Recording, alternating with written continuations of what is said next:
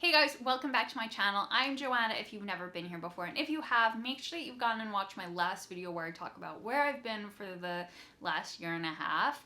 But today I'm back with a very exciting video where I'm going to be talking about the big expenses that I had when moving into my apartment, both foreseen and unforeseen expenses.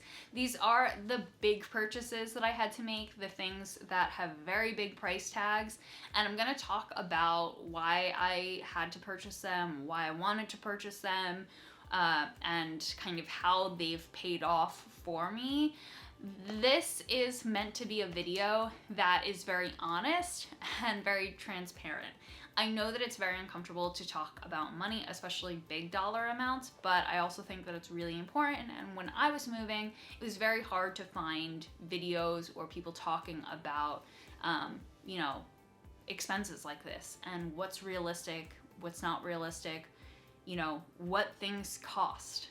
It's very, very hard sometimes to get those answers. So I'm hoping that by sharing this with you, it can be helpful to someone out there who is either looking to move to Manhattan, or just curious about this stuff. Even if it's not something like in your foreseeable future, it may be just interesting to know. So with that being said, let's get into the video. You will notice that I'm not going to talk about furniture in this video. I plan to go into that in depth a little bit later. We also didn't really replace all of our furniture up front. The person who lived here before us was kind enough to leave a lot of furniture that they didn't want or need anymore. So that's just like a whole different bucket in my personal situation. So the first thing that I had to pay for was movers, to get everything that I was actually bringing into the space from home, and that actually wasn't as much money as I kind of anticipated it to be. I moved from about an hour and a half away by car, and it was only $800 to move. That ultimately to me wasn't that bad. They were moving both my things and my boyfriend's things, and we didn't have that much stuff. Like I said, we weren't moving too much furniture, so $800 is definitely probably on the low end to move, but that was what I paid, and it wasn't too bad. I will say that because I was moving into a New York City apartment, you do have to pay fees to your building sometimes to move in and move out, so I did have to absolve that cost, which was another $200. When I moved into my apartment, it was coming with appliances and things like that. Unfortunately, something that I did not anticipate was that the dishwasher in my unit and the washer dryer in my unit were broken, and it was up to me to replace them. So I did have to purchase a new dishwasher and a new washer dryer combo unit up front. These were two things that I specifically wanted in my apartment. They were coming with the apartment, but unfortunately the appliances just weren't working properly to complete full cycles because of their age and the amount of use that they had had before.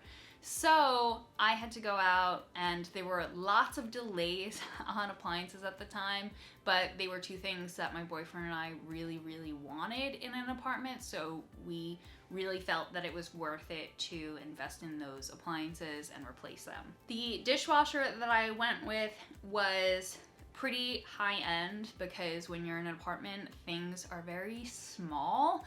And so we went with a higher end dishwasher just to ensure that it would run very, very quietly.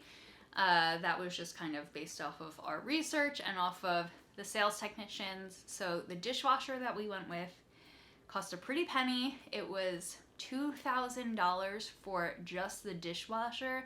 And then because we live in Manhattan now, there are slightly higher fees for delivery and install because of the cost of doing service in the area. So we also had to pay an additional $500 for haul-away service of the old dishwasher, the extended warranty that we got because appliances break a lot and I wanted protection in case if this happened again, since we already had one dishwasher break on us, and then for the installation and the necessary parts that don't come with the dishwasher but that are necessary for the dishwasher. Buying appliances to me was way more money than I thought, because whenever I had looked at it in my head, I didn't realize you had to pay for all those additional services. and they add up very quickly. So like I said, we also had to replace our washer dryer when we were looking for an apartment. We were very particular, or I was very particular, that I wanted a washer dryer in the unit. So we went with a GE combo washer dryer, and it again cost $1,200 roughly. And after installation, haul away, warranty, and the installation parts, it came to $1,680. Now, I was eventually able to get the price of the two appliances down because I was buying them at the same time, but the out-of-pocket really didn't change all that much. So those were the major appliances that I had to purchase. Way more money than anyone wants to spend, I think, on appliances, especially when you're just moving, but ultimately really great purchases and have definitely made life easier. It's so much easier to have laundry in your apartment rather than having to go to a communal laundromat or to send your laundry out. It's just like way expensive. So this makes my life a lot easier, and ultimately I'm glad that I've spent the money to get those appliances back in my apartment and working. The apartment that I'm in is decently sized and it has decent closets, but because it's two people living in the space, we wanted to really maximize every inch of closet space that we had. And the apartment only came with, a single closet rod. As someone who has collected a lot of clothes over the years, I worked in retail for a very long time, I needed as much storage as possible. So I went to the Container Store and I decided to redo 3 of my closets.